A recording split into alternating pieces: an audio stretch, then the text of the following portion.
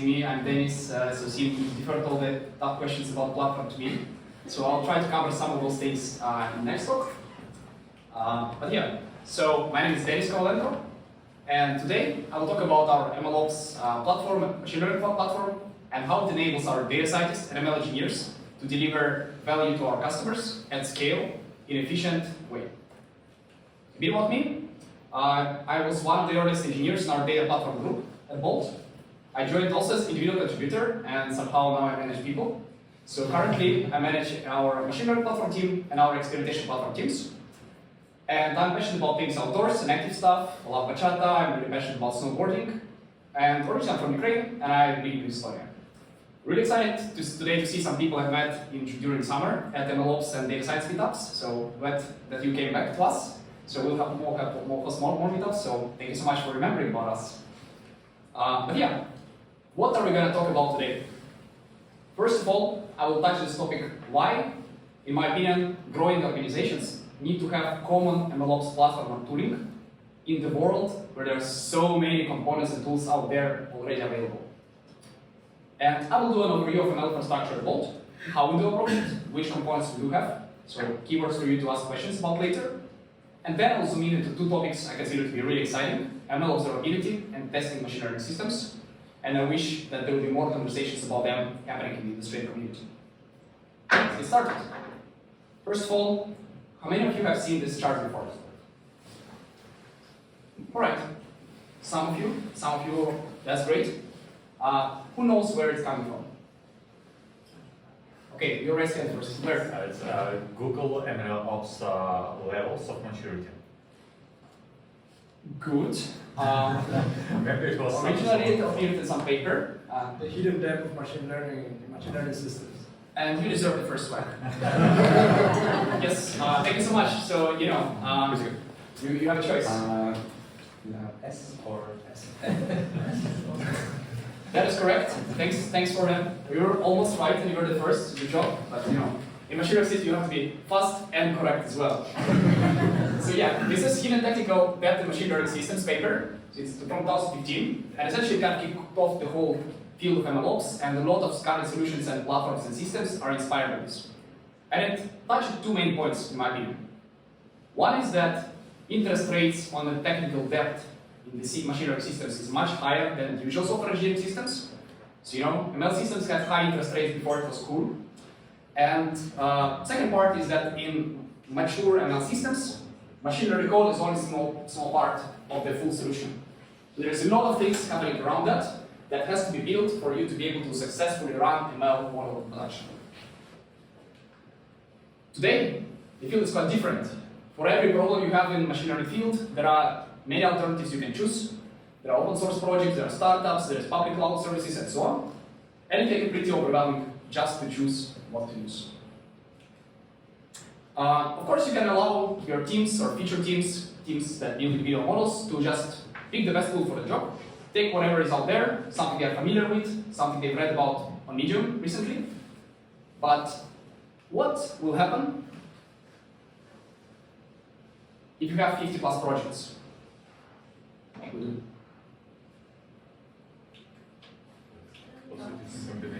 It will start nice, you know. First team will lead the way, they will build something, they'll build those components that they need at this moment, based on their knowledge and experience, just to get started fast, get to production. But then you might have a different team that has slightly different requirements, or they know a bit other tool better, and they will have some arguments and say, no, we're actually going to use weights and biases and not flow. And now we have two sets of boxes. And if you are successful, if you grow, you'll have more and more and more of them. And in the end, it will be really hard to interact between those systems if you want to make two ML models talking together. You'll have a lot of application, and to support and grow those systems, you will need to invest more and more resources in every particular team. And this is where this question comes from. Do you have data engineers? Do you have ML engineers? Because if you take this approach of just giving the full freedom, pick the best tool for the job, this is what happens. At Bolt, we believe that teams should solve needs and problems of end users, and don't solve the same problem over and over again. If there is a common problem, there should be a common solution. That's how we approach things at Bolt in all engineering, And that's what Thomas mentioned before. You know, if I see far, it's because I'm standing on the shoulders of giants. I mean, I'm not that tall, but I hope that that our data scientists can see a bit further and deliver a bit more impact faster. So this slide that I shamelessly stole from Vilja Tools, a cool guy who was one of the engineers in the ML platform at Netflix, and he's the person behind Metaflow, which is also great software. And I think it covers mainly that main idea that about this hierarchy of needs in machine learning systems. So the lower you go down the stack, the more infrastructure is needed. But at the same time, data scientists and ML engineers care less about that, because it's further away from customer impact, from solving their problems, and it's like there's less differentiation there. That's why in my team we solve this kind of lower part of the stack. So we build or bring or kind of wrap solutions and to problems that exist in a way to provide the best good defaults. So you, as a data scientist and engineer, you start working on a problem, and most of the things just work for you. When in all those areas and many more. Because we want doing the right thing to be also the easy thing to do. Right thing as an engineer, right from the perspective of engineering principles, right for the customers, for privacy reasons, for safety reasons, security and scalability and long-term technical debt. And to quote Robert Martin, you may know him as Uncle Bob, very famous in the software community, clean code guy. The only way to go fast is to go well. We want to do going well to be the easy thing. And now I will briefly explain the second part, how exactly we're doing, kind of talk about some keywords, our approach to doing that, so we'll have some more room for conversation. It all starts with a template. We have a monorepo, that's our pick on how to do things. And this project template essentially has most of the boxes that most of the project default you want to fill in. So you kind of copy-paste this template, and you can start filling in major steps, kind of filling the gaps. And for every step in this layer, there's a library abstraction that hides away certain things as instrumentation, logging, monitoring, and allows us to do some cool things later on that I will touch a bit later. So so we have an abstraction and common interface around every single step, like querying, pre-processing the data, training the model, deploying the model, monitoring the model, and so on. So all of them are unified by a shared abstraction. It's all vanilla Python and Docker, so everything you can run locally, there is no crazy stuff happening. So you can run every single step locally on your machine with nothing is fancy. But since we have this common abstraction and unified layer, by adding a thin layer of magic and configuration in let's say, using our framework called AirPipe, we are able to come from this vanilla something running locally to the full-blown system and production workflows that have all the best practices and ideas implemented for you almost for free. And I'll show you how it looks like in a bit. And this allows us over the time to plug in more and more components. As we see more and more problems that are common, we can build a common solution and add it to all the projects almost instantly. That's how we try to approach the problems. That's our guiding principles. Make things easy locally, make things as simple as possible, and solve the transition from the, let's say, local development to production by providing a common framework. This is how this pipeline looks like. It's a small pipeline, small example. That does much things. I know you cannot see it. You don't have to. You have to believe me that I'll read it correctly. So it's small model deployed to some cities, and it does everything from building the code, preparing Docker images, getting the data from the data warehouse to train the models, so inputs and labels, pre-processing the data, doing feature engineering, training the models, possibly with hyperparameter tuning at scale, then doing some things about monitoring that I will touch more in the later parts, then deploying it to staging environment as well as production environment, but in a shadow mode, so that we can run a lot of tests against that. And if things look great, people can gradually roll it out to customers and monitor the impact and see how metrics are doing. So we want people, and all of this is available for free. You know, you form a template, you plug it in, you write your code, you write some configuration, and this is what you get. And this is what most of, almost all our projects are using. But this is a small example. The kind of fully scaled models look more like this. Yes, I know. It looks like a piece of modern art. At least it looks like for me. You know, if you're a nerd like me, you might put it on your wall. And the reason why we have these super wide pipelines is quite simple and yet complex. We want to allow our data scientists to use the best tool for the job, as in use the algorithms they want, use the algorithms that suit best. We don't force them to use Spark or TensorFlow or PyTorch or so on. So we're kind of more library agnostic. And we want, and sometimes since we're a large company, we have a lot of data, we have a lot of customers in lots of markets. To take a look at all the data, you already have big data problems. You'll have to work with distributed computing frameworks, you'll have to figure out how to parallelize and optimize your code. But that slows you down. The way we look at this is, your job is to solve a problem for one city. Since we want to create the best experience for every individual city, and the data from different cities might not translate and bring value to the model. For example, data in Tallinn might be useless or not very useful for Berlin.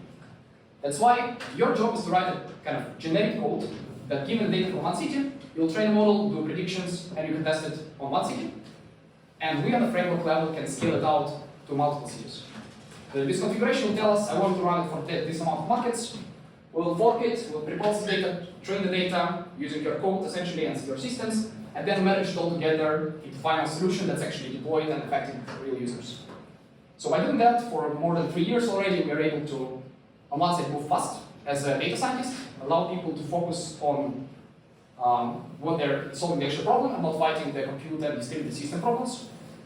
And also scale out to pipelines that run thousands of cores in parallel, processing many terabytes, and doing that really fast. So overall, just to give you some keywords, I'm not going to go here in details, but there are many components in our ML platform. So one of the first one was actually feature store. We started working on that back in 2018, before it was cool, before it was actually known too much. We have, of course, infrastructure to serve the models.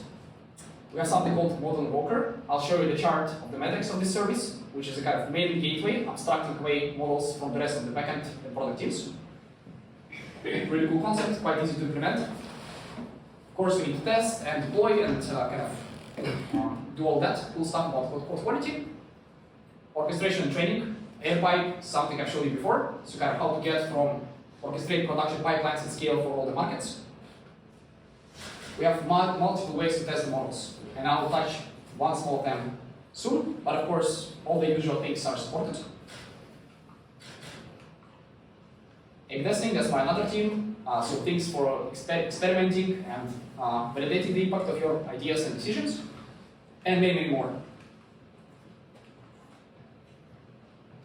And all this leads to more than like hundreds and hundreds of pipelines running every single month. Pipelines like I've shown you before, end-to-end, from the code, data, to ready models. And billions of live real-time machine learning decisions every single week. Now, try to guess. For me to get here to this, I'm very sorry for using the car and not public transportation. I'm the bad guy today, but I'm not local. Please forgive me for that. But how many machine learning predictions do you think it took to get me from my hotel to this place? At least 20. At least 20, okay. I see that. 0. Wow. I mean, I didn't do predictions myself, but any other guesses? 10. 10. I hear 10. Do I see more than 10? More than 20? Roughly 100. 30. 30. Oh my god, doesn't want to reveal this. So, and you see somebody works in Bolt who knows the scale. Throw the biggest number and you're going to be right, most likely. That's how Bolt works. So more than 100 machine learning predictions done in real time to get me from point A to point B. And all of that just shows the scale of how much is machine learning to create safe, high quality experience for you at the best price. Because we are all about optimizing every part of the user journey, and machine learning plays a crucial role for that. And if you join us, you would be able to add a few numbers to this one.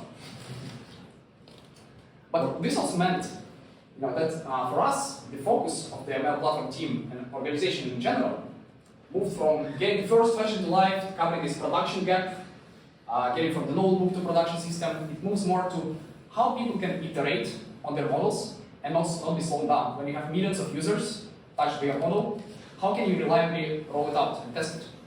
How can you be sure that you're not going to screw up something? So that teams can roll out their models safely and with good granularity.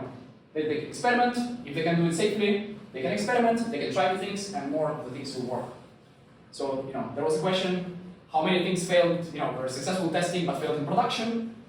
The more we fail, the more we try. If it's cheap to fail, if it's cheap to try, if you can detect things early, you can be more fearless and create more value over the long time. And now, I want to zoom into two topics: ML observability and ML testing, and we'll start with observability. How do you know if your model performs well? Any guesses? After deploying or after doing? After deployment, performs well and like real world, does what you want it to do. Depends what metrics it's attached to. Okay, metrics, good. First approach can be you can look into the evaluation metric, and also you can look how much model drift you are having. So you have to, after a certain time period or maybe weekly or daily, you can check for the model drift, how your model is performing for that. Does anyone disagree with him? I would like to add to that. We basically have to look at favorites here. One is the concept here. What objective are we trying to improve? This doesn't change. Second would be the model drift, as you mentioned. And of course, the most important part is the data drift. So if we see that distribution, given that every other concept and model remains the same, if the data has changed, it should trigger a model retaining. Interesting. This brings me to my other question, but I will keep it. Okay, great. Remember that one. Of course, ideally we want to be able to get the metric that kind of you evaluated the model on, right? Maybe your whatever, maybe AUC or whatever you're kind of targeting. If you can get it in production, it's great. But maybe you get this metric and production is slower than it was on the test data set. But is it good or bad? It shows you that maybe there's some more work to do, but it might not be super actionable. And in some cases, in some domains, it may take weeks, if not months, to know the ground truth. For example, in the fraud domain, you may get chargebacks on the credit card coming in from the banks like months after the ride was made. So you will not know the true performance not until after months. How can you actually sleep at night after deploying the version if you don't know how it works? So there are several components. I will not answer all things, but I will highlight a couple of things. Simple thing and something that we are working on recently. There is a lot of things in the middle, but that's not what my team is responsible for. And I'll start with a very simple case. I mentioned model invoker. This is the common gateway that abstracts away all machine learning running in production. This means that backend engineers, client teams, don't really need to know where the model is running. Is it on SageMaker? Is it on AWS Lambda? Is it on our in-house Kubernetes cluster? And for them, it's just another API call. And since we have this common gateway, we see all the projects, and there is a long list to scroll through that tells us about how many queries we have per second. What are the error codes? What are the latencies for every given city? Because some cities are way harder to make predictions for and take much longer compute. And all of that allows us that as soon as model is deployed through this workflow, zero code from client teams to integrate it. All the metrics are there. You can build alerting, you can monitor it and observe it.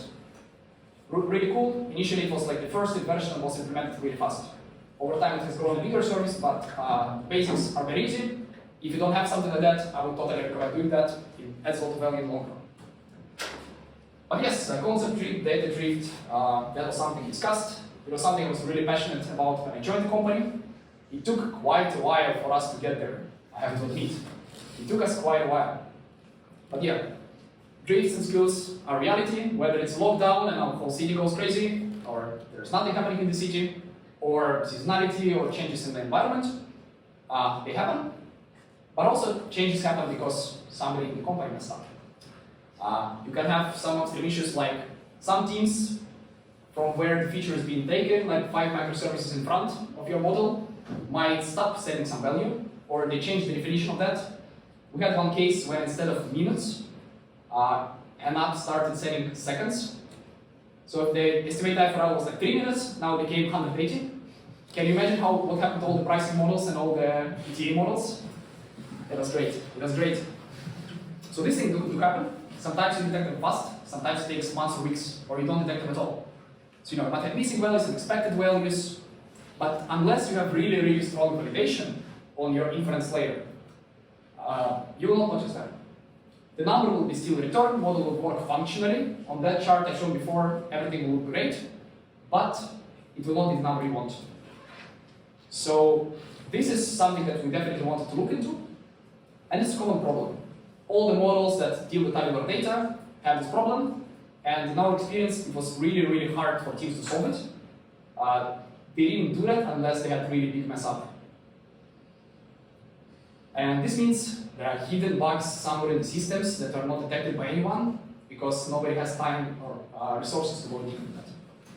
So it's a common problem, and in bold spirit, we want to find a common solution. Let me show how it works.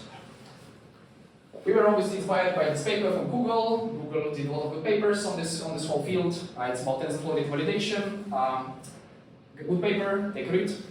So essentially we kind of implemented this paper and made it part very well integrated with the rest of our system. Everything starts with getting the data for training, right? So you get the data, collect it, but then now when you train the model, and if we can work closer to be amazing.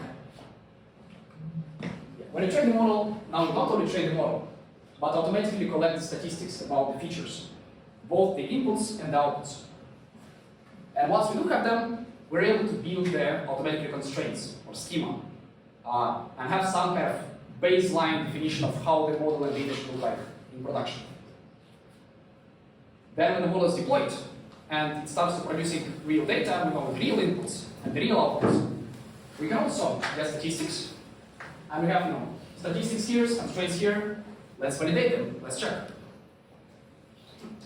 Now that we do that, when the system detects some mismatches or some alerts, we can notify the model owner, who then can decide, is it a false positive? Maybe the schema has to be adjusted to be more flexible, or maybe it's a bug, and some team has to be notified, or there's a bug in their own code. And that's how the kind of whole loop works. This is essentially what we built, and I'll show you how it looks like on that kind of real-world Airflow pipeline. So this is prepare monitoring inputs. So there is training from the city. We prepare the inputs, which means we plug into the trained data because we have all these common interfaces. And why do we want to prepare monitoring inputs? Because we want to make the data comparable apples to apples with the production data. And there might be multiple reasons why it's not directly comparable. Naming might be different. There might be some additional preprocessing being done on the production side. So we want to do the preparation, and then we want to essentially spin up temporary endpoint, run this prepared inputs against it, and get values just like in production. So we isolate all the issues and kind of things that can be lost in translation. So we have apples to apples comparison 100%. And from that we actually build the schema. Now that we have it, we are able to compare and kind of do the monitoring part. So for every production version, maybe we might have multiple because of daily tests or canary releases and things like that. We're able to compare the data that's being sent to this live model right now to the data this particular model version was trained on in the past, whenever that might be. So we always compare this to the kind of right thing to shoot. And there is a lot of plumbing code that goes there to kind of do it correctly and have all this traceability done. And from customers, it actually takes very few lines of code. It's very easy to adapt. That's why now we are rolling out to more and more projects. And just a small example of how that might look like. We support several things. We support great expectations and TensorFlow data validation. For example, you can see something. It could look something like this. For the features, you might see that maybe you have more missing values. Maybe the distribution looks a bit different. And things like that. And obviously there's a logic layer, but errors are not as fun to watch. So this is how we approach monitoring. This is a quite fresh topic. We started working on it a while ago in the background, and now we're rolling out more and more projects as we speak. Not as we speak, my team is not working at this moment. It's quite late in time. But yeah. Should I ask now? Let's do later. Let's do later. Remember this? We have a couple of questions memorized. Guys and girls, who of you loves to test? Who likes testing? Oh wow.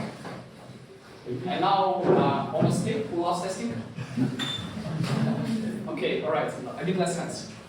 Yeah, testing in machine learning systems is indeed, on one side, it's open research topic. I don't know, if you know if there's consensus how the model should be tested, let me know. Because the typical software types of testing cannot solve everything. Some of them are too low level, some of them are too high level, and the sweet spot is still have to be found. You can take a picture of this one, because I think those are really good papers and resources. The course from Berkeley, full stack deep learning, really good chapter, really good video on testing, and this was like a really nice paper. Totally recommend. On our platform, we support several types of testing. Like there's the obvious, the unit tests, full pipeline runs on the sample of the data. So you can hit one button and have all the pre-processing, training, and deployment and end-to-end tests done on your machine in a couple of minutes. So you can iterate like on a real system and not in your Jupyter notebook. End-to-end testing and replay testing, which is a small thing. I'll show you in a bit more details. It's a fun thing, really easy to implement, and can help solve you some bugs. But before we talk about testing, since not many people truly love it, how do we encourage or nudge the people, the scientists and engineers, to actually do it? Some of them do that, and some have great culture of testing, but overall it's something that we can do better as a community. I'll show you our approach. This year we kicked off a greenfield project, so that all the projects have some tests, and that all there are green. So that teams don't have failing projects, for failing tests. So that we as a platform team can iterate on features and know that if we made some change, did we actually break something? And the teams themselves can know if their tests matches the reality. This is what we started to do. We started, let's say, a blame bot. If there is some failure, we would notify the common channel where all our customers are present that test fails and which projects and who are the owners. Sometimes all tests fail because of IT, like our infrastructure issues, so we had a lot of pressure to fix them. But this also kind of highlights how we were able to let people know the problems. But then, when the happy day came, that tests were green for the first time for all the projects,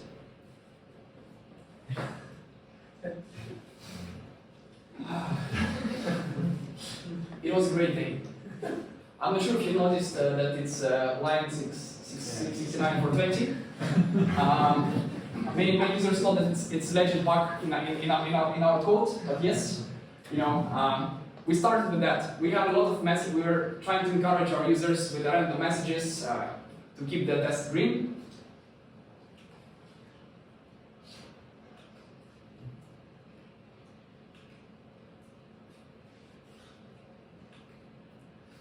My favorite, yes. My favorite is the code boot or test submit. So yeah, that's something that we do, and so far I think we've been able to reach maybe 10 straight days with no failing tests. That's so far our maximum, and maybe one day we'll get to 20, or maybe we'll have green tests forever. But now I want to show you a small and simple and lightweight example because it's evening, so I want to talk a bit more about tougher things. How we can get the profit from collecting live prediction logs. It's a South Park reference, if you don't know. Collect underpants and then you get some profit, but instead of underpants, we collect live logs. How would you get the profit from live logs only? And no code from data science, no code allowed. Right, it's a too tough question. I didn't know myself the answer, but luckily Mark and my team did. Let's imagine we take, not imagine, that's like some real example of some of this replay testing step. We just take production logs from the currently running machine learning model version. Just take the logs and do a very simple thing. Let's, when we about to deploy new version, let's take those old inputs, run them against the new version, and what used to fail before can fail right now. What succeeded before must succeed right now. Very simple logic. All the endpoints return some kind of business error code, not like HTTP code, 200 and like whatever, so that we know that things like missing CTIDs, wrong features, pre-processing failed, things like that, those response codes. And that's what we get in the end. We see that some requests failed, captured request also failed with this code. So this is okay. Something failed before, it can fail right now, so we don't degrade. And in that we see that we used to have 971 zero response code, which is okay, and we had this code for 29 requests, this means it's good. It's successful, or good, we can deploy it. And this was like a very simple step, and this is how we got to the profit. Because it requires zero code from user teams, like nothing. It's just done automatically for everyone, unless you turn it off explicitly. I see Sophie looks with surprised eyes, probably doesn't work here. Oh my god, we'll have to figure it out. Alright, it's default by everyone, enabled by default for everyone, and it caches bugs. And this was like just a small example of a component, like a person on my team had an idea, let's do this, implemented it, was very easy to plug into all the pipelines since we have everything standardized. And this is one of the favorite features of data scientists because it just works and doesn't require anything from them. And to conclude, now that we have this shared interface of, for all the models, on one side we can add value-adding features for all the teams at almost zero cost. And when we do solve bugs or make improvements, we solve them for everyone. It also kind of means that if we create bugs, we create them for everyone, but we try not to do that, we have good testing. And the teams in the end can focus on adding value and not picking and adopting a variety of tools. This is how we approach building and using machine learning things involved. Some of the things we build ourselves, some of the things we bring in from the open source or the cloud, but we still always provide a layer that teams can rely on which we can improve. Thank you, and let's have a chat.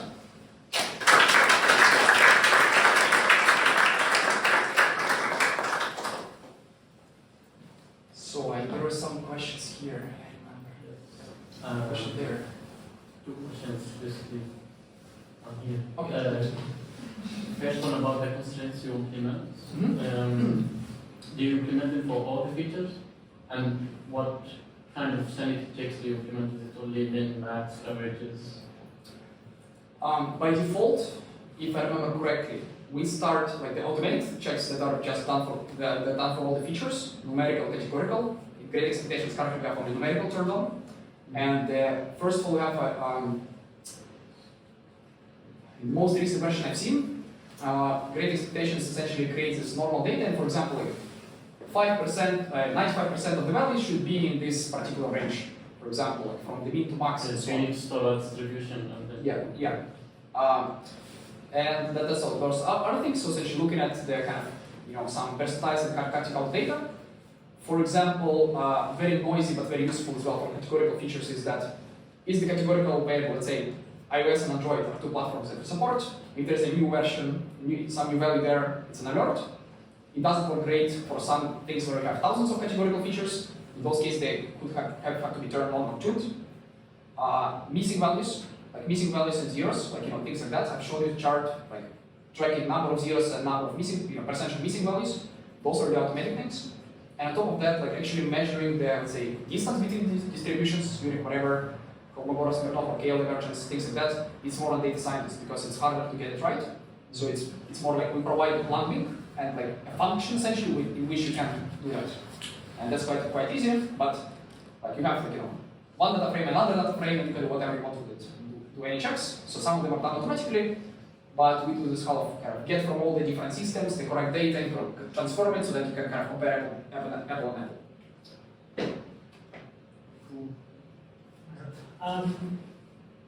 My understanding was that you built quite a lot of system there, right, yourself in-house. Mm-hmm. So a question from other people would be, or like for me as well as a solo developer, which solutions would you recommend that can be as close as possible to what you built at Vault? That's a wonderful question, and I'll be honest, I don't know an answer. Because what we built was the product of where we were, what was the state of the team, what was the state of the company, and the state of the ecosystem when we were doing that. Right now, I think my default suggestion would be Metaflow. I think if you start myself, probably I would use Metaflow because it has all the things and it's growing really well. And I know people who work in Metaflow; they're great guys and smart. So Ville Tulos, I quoted him. I would probably start there. But I think the interesting part, something that a person from my team says, is that it's better to have great abstraction and shitty implementation than have a shitty, great implementation but shitty abstraction. Because it's much easier to switch the implementation. For For example, most of our users, like we use Airflow as orchestration, and there are struggles with it, but we've been able to work around most of them like without having to migrate everywhere. But if we do decide to migrate from Airflow, most of the projects only have a configuration that has not much Airflow specific stuff. So from that configuration, we can generate some other pipelines, even in-house or like Flight or whatever. So it does happen that when larger companies that have larger teams tend to build more stuff themselves, and sometimes it's for good reasons, sometimes for bad reasons. I would say we haven't built too much ourselves. Like we build stuff where we see we can differentiate. Like feature stores, there was nothing when we were building it, but right now it's so well adapted to all our use cases that it's not forced to move and switch somewhere else. So I think Metaflow would be, I would really start digging into Metaflow because it has support for a variety of runtimes and you can run different clouds and things like that. But to be honest, there is a great resource, also on MLOPS GitHub, that has a lot of links to a lot of different tools and so on. I don't know, I would be curious to hear actually your experience. How would you build from scratch? Maybe we should throw out everything and replace it.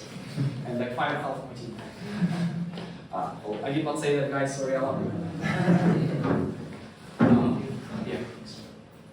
So let's say if there is some real-time fraudulent activity which we have never captured before, right? And let's say with the model monitoring also and drift monitoring, you are not able to capture that. So how do you handle those in a real time? And let's say if there is a high monetary value loss. I would say actually that this is problem, like fraud is a problem beyond machine learning itself. Machine learning is a component of the fraud system, but as Thomas mentioned, there is a fraud team or anti-fraud team that has a lot of things. They have a lot of static rules, they have a lot of thresholds, a lot of, let's say, business monitoring on a lot of different things. So if there is some fraud attack, usually there is some first-line defense. So it's not like detected by models or by model monitoring. It's more like there are layers up front of that. So there's many more components here, in particular for fraud, that can detect spikes in certain activity that's unusual. And there is usually it can be a lot more like operational work that analysts can start to log certain things based on what they see. So yeah, in this case I would say it's one side. Another side, of course, is the monitoring data for fraud, which we do. But it's like slowly moving. It's more like if there's maybe 1% of fraud happening somewhere, it will detect those things. But if there's like a sudden spike somewhere, it will be noticed before machine learning kind of by separate entity. How frequently we do check for the data if there is a? I think the good default is 1 week, but it's more configured by teams. Like 1 week is enough to see that have enough signal versus noise in most of the systems. It's not fast enough to detect things right after deployment, but it's better than never doing that. And the baseline for us so far was never. Maybe it didn't. How do you size the impact of machine learning model both in terms of GRV and in terms of whatever metric you have followed? Sorry, do you say how do we size machine learning platform or machine learning model? Single model. Models. I think it's more a question like on one side to the SIM, because it will depend a lot on the projects. Some projects have direct monetary value. Let's say that he has shown the A/B test of dynamic pricing. That was a test. What happens if you turn off dynamic pricing? And you will have minus 10% drop in all the metrics essentially. So if we didn't have it, it would be 10 times worse essentially. What happens if two or multiple machine learning models interfere with each other and cancel out or change the impact? So for example, you have a peak model and apply some multiplier for all trips. Also you have another model. During the peak time, you decrease the price for specific trip. What happens there? How do you do I can give you a specific example. So let's say the dynamic pricing will increase the price, but then there's a separate campaign starting system that will apply a discount on top. It's a trick question actually. Sometimes we want to have this. But it's actually very much to the teams and understanding there. So they do a lot of A/B testing. When you do A/B testing and proper randomization, you can actually isolate for those effects as well. So it's very specific to the application of the model, and that's why, essentially, the data scientist or figuring it out through experimentation. But for example, you have a matching model and you have a discovery radius, you change the radius, and everything will be changed. And at the same time, you change the peak algorithm as well, and at the same time, you will change something else, and you will calculate. So when you run experiments, then you only change one thing. Yes, but you don't know the combined result.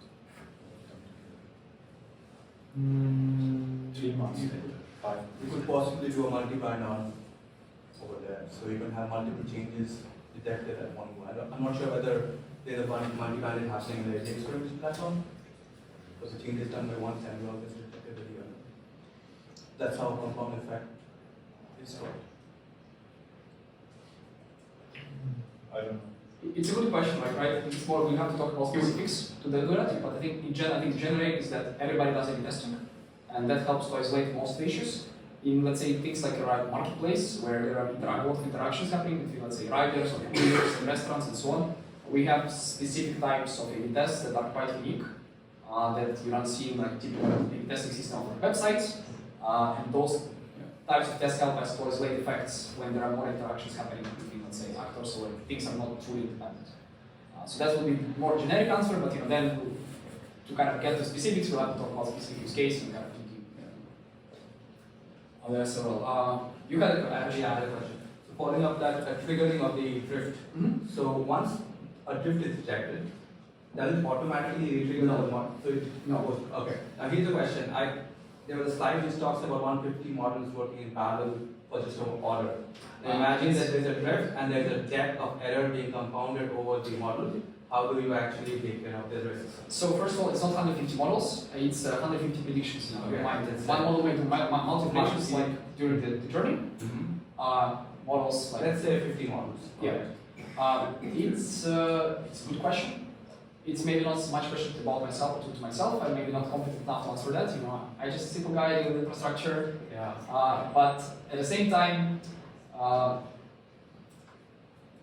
there are cases where models are essentially stacked in a way that one model uses the output of another model as its own input. And to be honest, I'm not sure if we have any generic solution or thoughts around that. So it's more that teams, like there are some teams that are working more closely and have these interactions happening.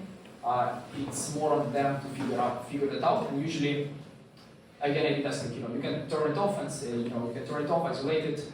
See, for example, you retrain your model version, you need to prove something because global metrics will be affected. If there is some, let's say, this interaction, that you will see your version actually proves things. Yes, Sophie.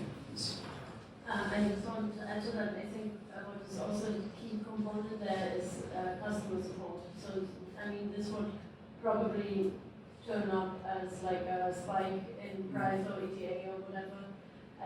Hopefully just for one or a few people, and you immediately see it in customer support. And there's like a lot of, I'd say it's maybe also a key component that isn't talked about so much in machine learning context, but it's very important that you have this actually within the loop person telling you about this looks iffy, can you look at it, and then this comes bugs. Another question. Oh, sorry. Let's do that. So that's about the team structures. As I saw on the first few slides, we deal with the mess of using different infrastructure tools, like different model registers. But still, we require the scientist to know what is the model registry, how to write unit tests, and sometimes to write proper unit tests, you need to know how the infrastructure works. So how the teams are structured and who is obliged to do what? So to rephrase the question, how I understand this, even if we provide some structure, let's say experiment tracking, Yes. then how people will know how to use it or not. Event flow has an interface. People Yes. need to know either your interface or event flow Yes, interface. yeah. I would say that there are cases where people interact with certain tools directly. For example, in the flow logging, they have to write it themselves. We don't have abstraction over ML flow, but we have it integrated many places, so it's done. All things are done automatically, like tracing git commit versions and so on. Like it's done like on instrumentation level. So answer actually is quite simple. For everything that we provide, we have documentation and examples where people can start from. We invested in it. We think it can be better, but it's way better that it's like one centralized team doing that for once. Then if you have three ways to do the same thing, you have to document 3 ways, not all of them. So essentially, on one side we have our documentation playbooks, like how we get from, let's say, 0 to hero, from prototype to production, walking through all the components. And for things in control, literally we have just a link in our conference which explains what you need to get access to it. In our system, use a couple of examples and then links to the original docs. So we don't try to replace the existing docs of the systems if people just use their own systems. And when on how teams are structured, so my team is a centralized team, we have a support channel. Whenever there are questions, people just ask them from us. And a lot of knowledge is shared by essentially kind of like replication and modification, like genetic evolution. People copy-paste things and modify them, and that's how they can get started. So somehow this knowledge is preserved because everybody is using the same tools. Your colleague most likely have used them, the person who onboards you have used them, and this is kind of how organizational knowledge is spread and shared. On top, of course, with that docs and examples. As I learned from your answer right now, some of the components you just use open source solution without any. Yeah, for some of them. I'm not actually very happy about that. Usually it's good to have abstraction over everything. There are many cases for that. But there's a question. But sorry, we're running out of time. We have an outro as well, but we're gonna hang around here. Actually, a lot of people from the team are gonna be here as well. So we're very happy to even dig deeper if you're interested in, and we can take these into smaller groups, if that's okay. Yep. Oh my god, I have a lecture to give, and there are so many amazing questions. I think the questions I love the most is the questions that I don't know answer to, because that make me forced to think. And I think this would be the question of, if you start from scratch as a single level engineer, like, what the hell do you do? Because I don't know. So this gentleman made a question that makes me awkward, because I'm supposed to know stuff. Thank you for making me know where my gaps are.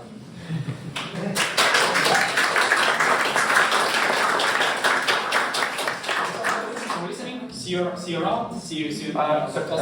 Just a bit of notes. So let's reconvene at the room back there. There will be some closing notes.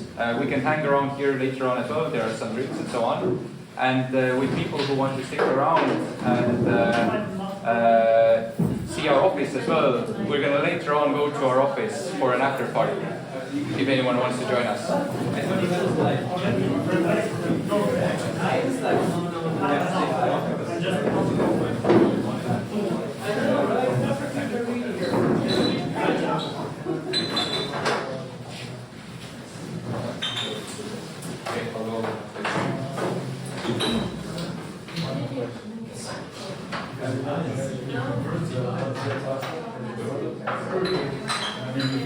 No. Lower right.